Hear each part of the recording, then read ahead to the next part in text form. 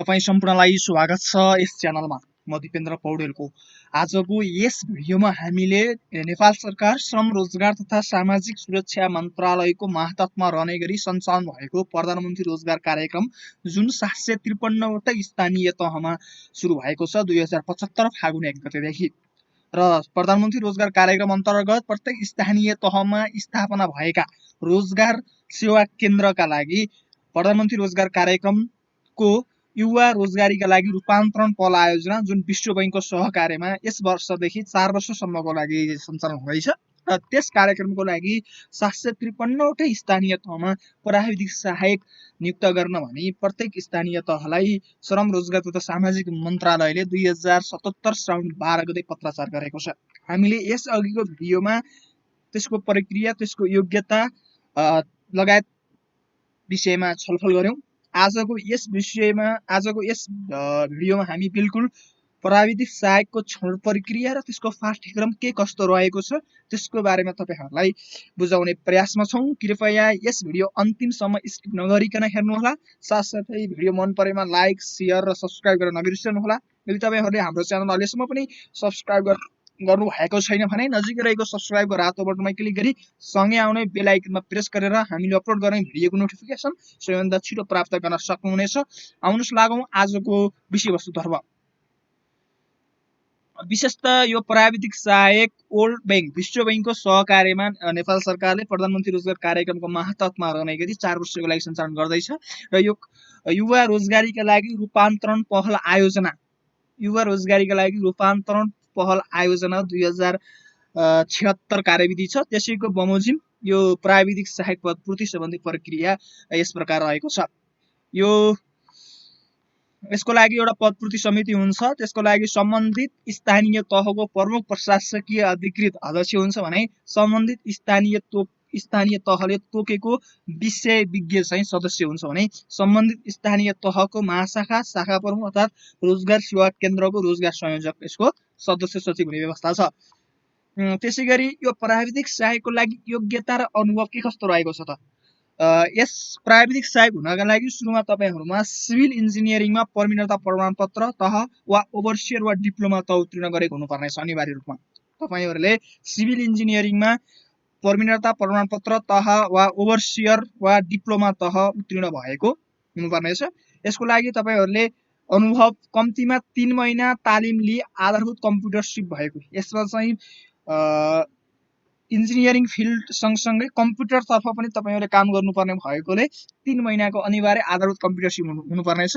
त्यसैगरी पूर्वाधारको निर्माण र मर्मतका लागि आयोजनाको लागत अनुमान, सुपरिवेक्षण र अन्तिम लागत विवरण तयार गर्न सक्ने र विश्लेषण गर्न सक्ने, आयोजनाको लक्ष्य र परिणाम हासिल गर्न टोलीमा काम गरेको अनुभव, पारस्परिक सम्बन्ध सम्बन्धी सिप सहित कम्तीमा 6 महिनाको अनुभव पनि यसमा चाहिन्छ र यसमा उमेर चाहिँ 18 वर्ष पूरा भई 45 वर्ष ननागेका जो कोही इच्छुक नेपाली नागरिक यस प्राविधिक सहायकका लागि योग्य हुनेछन्। र दरखास्त आह्वान स्थानीय तहले अबको 1 महिनाभित्र अनिवार्य रूपमा नियुक्ति गरिसक्नुपर्ने छ र तपाईहरुले सम्बन्धित स्थानीय तहमा दरखास्त सम्बन्धी जानकारी लिन सक्नुहुनेछ। यसका लागि तपाईहरुको सूचना पाटी, स्थानीय तहको सूचना पाटी र वेबसाइट, स्थानीय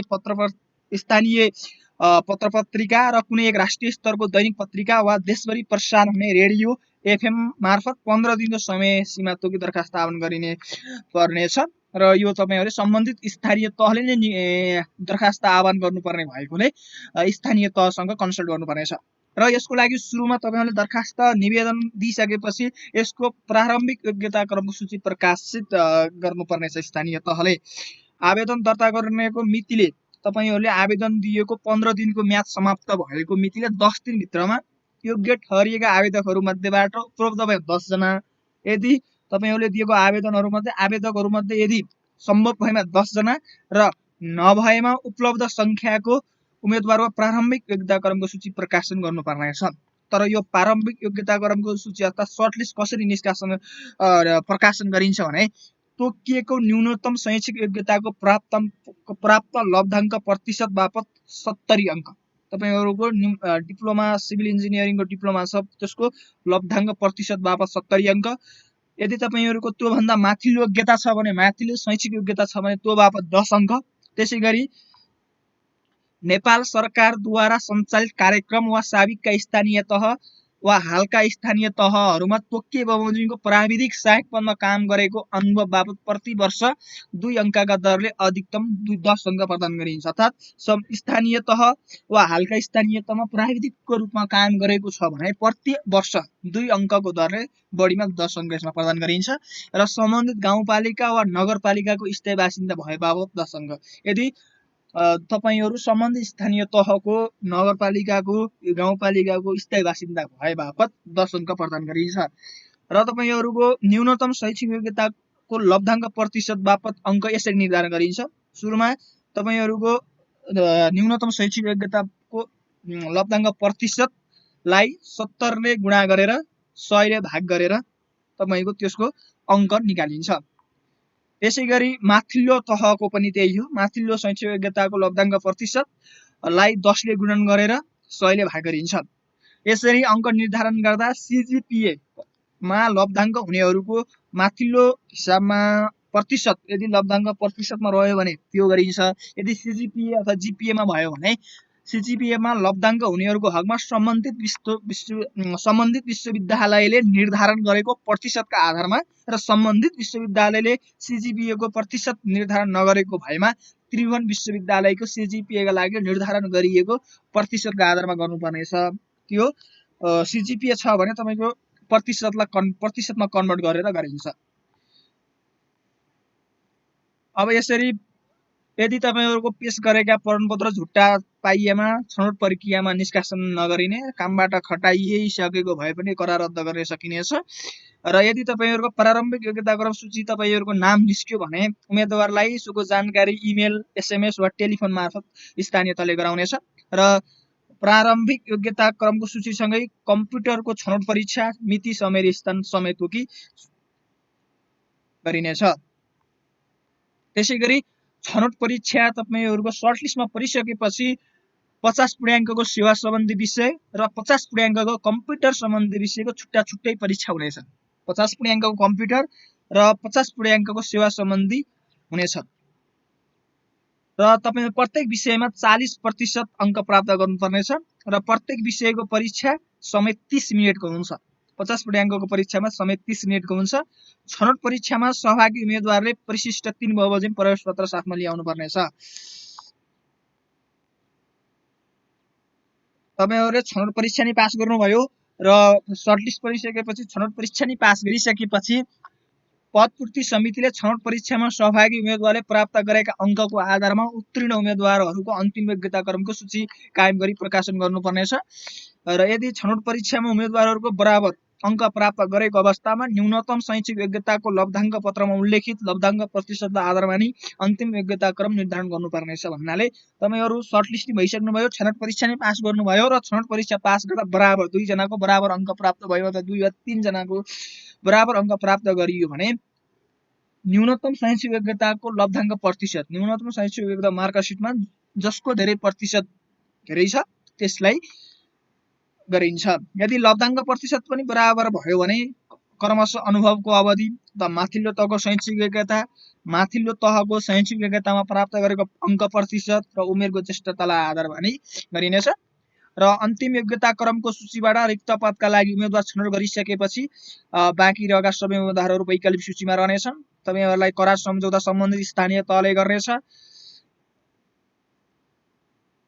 त्यसपछि यदि तपाईहरुले वैकल्पिक उम्मेदवार पनि खटाउनु पर्नेछ। यदि 1 वर्षभित्र रिक्त भएमा वैकल्पिक योग्यता क्रममा रहेकालाई कार्य गर्नुपर्नेछ र विशेषतः तपाईहरु नियुक्ति भइसकेपछि कामकाज गर्न खटिएको प्राविधिक सहायकलाई प्रमुख प्रशासकीय अधिकृतले परिशिष्ट 7 बमोजिम कार्य सम्पादन सम्झौता गर्ने तथा प्रधानमन्त्री रोजगार कार्यक्रम र युवा रोजगारीका लागि रूपान्तरण पहल आयोजना सम्बन्धमा प्राविधिक सहायकको जिम्मेवारी देखाइ बमोजिम गरी कामकाजमा खटाउनु पर्नेछ। तपाईहरु नियुक्ति भइसकेपछि तपाईहरुले गर्नुपर्ने कामहरु रोजगार सेवा केन्द्र र रोजगार उपभोक्ता समूहबीच समन्वय गर्ने, आयोजनामा भएको भौतिक प्रगति तथा लाभ गराइले पाएको पारिश्रमिकको विवरण तयार गर्ने, सार्वजनिक रोजगारी सिर्जनाका लागि स्थानीय तहलाई सहयोग गर्ने, सार्वजनिक पूर्वाधार मर्मत मार्फत रोजगारी सिर्जनाका लागि कार्यान्वयन गरिने आयोजनाको पूर्व सम्भाव्यता डिजाइन, विस्तृत लागत अनुमान र कार्य सम्पन्न भएपछि अन्तिम मूल्याङ्कन गर्नुपर्नेछ। आयोजनाको प्राविधिक अनुगमन तथा सुपरिवेक्षण गरी तोकिएको गुणस्तर कायम गर्ने गराउने तपाईहरुको कामहरु तपाईहरुले स्क्रिनमा देख्न सक्नुहुन्छ। पहिले तपाईहरुलाई आज म विशेष त यसको पाठ्यक्रम कस्तो रहेको छ, छनौट प्रक्रिया कस्तो रहेको छ भन्ने जानकारी गराउन गइरहेको छु। तपाईहरुको करार अवधि 1 वर्षको हुन्छ र करार अवधि कार्य सम्पादन मूल्याङ्कनको आधारमा आर्थिक वर्षमा अवधि तोकी सेवा करार नवीकरण गर्छ स्थानीय तहले र तपाईहरुको तलब भत्ता स्थानीय तहको नायब सुब्बा सरहले स्थानीय तहको 5औं तह सरहको स्थानीय भत्ता पाउनुहुनेछ।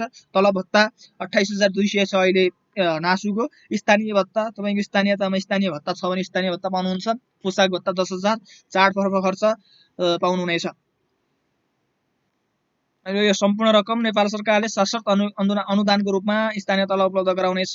विधा घर विधा पाउनुहुनेछ 26 दिन काम गरे बापत 1 दिन, प्रसुति विधा पाउनुहुनेछ 98 दिन, क्रिया विधा पाउनुहुनेछ 15 दिन।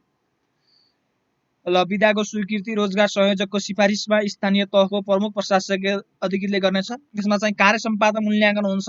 तपाईको रोजगार संयोजकको मातहतमा तपाईले काम गर्नुपर्ने हो। रोजगार संयोजकले तपाईलाई 60% कार्य सम्पादन मूल्याङ्कनको मार्क्स त्यसैगरी अन्तिम मूल्याङ्कनकर्ता प्रमुख प्रशासकीय अधिकृतले 40 अङ्क दिनुपर्नेछ।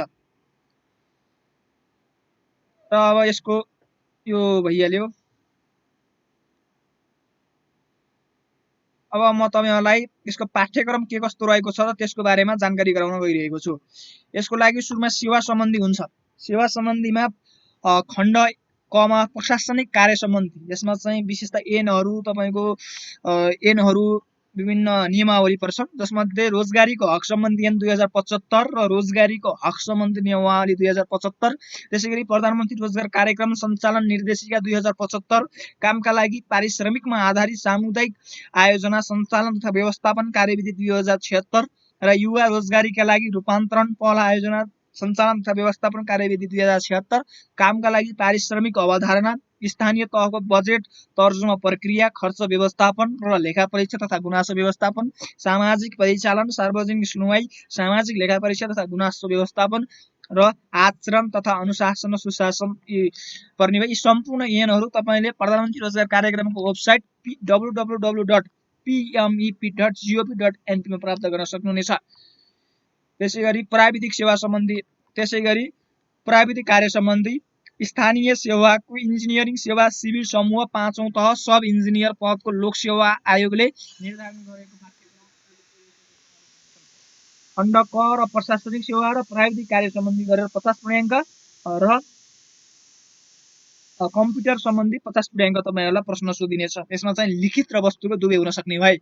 र प्राविधिक कार्य सम्बन्धी सर्विङ general principle and types of serving, units, scales and maps, field books and label books, labeling principles and methods of labeling, labeling instruments and accessories, plain tabling equipments required, methods of plain tabling 2 and 3.4 column.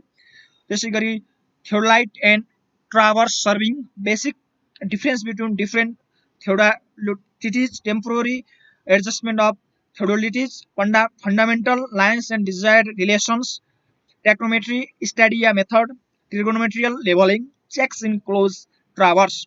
त्यसैगरी countering, characteristics of counter lines, methods of locating counters, counter floating, setting out small building and simple. यी सबै पाठ्यक्रम लोकसेवा आयोगले स्थानीय तहको civil इन्जिनियरिङको 5औं तह सब ओभरसियरको लागि तोकेको पाठ्यक्रमहरु तपाईहरुको लागि लागू हुनेछ। त्यसैगरी दोस्रो खण्ड अर्थात कम्प्युटर सम्बन्धी सेवाहरुमा तपाईहरुलाई 50 पूर्णाङ्कको सोधिनेछ। जसमा चाहिँ यी सबै पाठ्यक्रमहरु तपाईहरुले मैले कमेन्ट बक्सको लिंकमा मैले राखिदिन्छु, तपाईले हेर्नु होला। त्यसैगरी कम्प्युटर सम्बन्धी सेवा छ यसमा जसमा 50 पूर्णाङ्क 30 नम्बरको आउँछ। Computer fundamental operating system, word processing, electronic spreadsheet, database management system, presentation system बाट 50 नम्बरको सोधिनेछ। यदि तपाईहरुलाई यसको नमुना प्रश्न आवश्यक छ भने कृपया कमेन्टमा उल्लेख गरिदिनु होला। हामीले तपाईहरुलाई कमेन्टलाई आत्मसात गर्दै आगामी दिनमा आगामी भिडियोमा यसको नमुना प्रश्नपत्र पनि तयार गर्नेछौं। यो करार सम्झौता भयो। यसको सम्पूर्ण लिंकहरु तपाईहरुलाई मैले यसको कमेन्ट बक्समा राखिदिनेछु, हेर्नु होला। र यो विशेष गरी युवा रोजगारीका लागि रूपान्तरण पहल योजना विश्व बैंकको सहकार्यमा 4 वर्षसम्मको लागि 4 वर्षको लागि नेपाल सरकारले सम्झौता गरिसकेको छ, जसका लागि 14 अरब ऋण पनि लिइसकेको छ।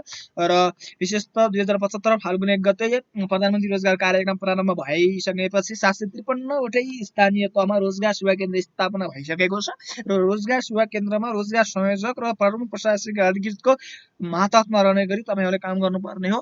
यसको लागि तपाईहरु अन्तर्वार्ता हुँदैन, केवल छनौट परीक्षा र प्रारम्भिक योग्यता क्रम। यदि तपाईहरु प्रारम्भिक योग्यता क्रममा छनौट भइसकेपछि छनौट परीक्षा हुन्छ। छनौट परीक्षा भइसकेपछि तपाईहरु सिफारिस हुने हो।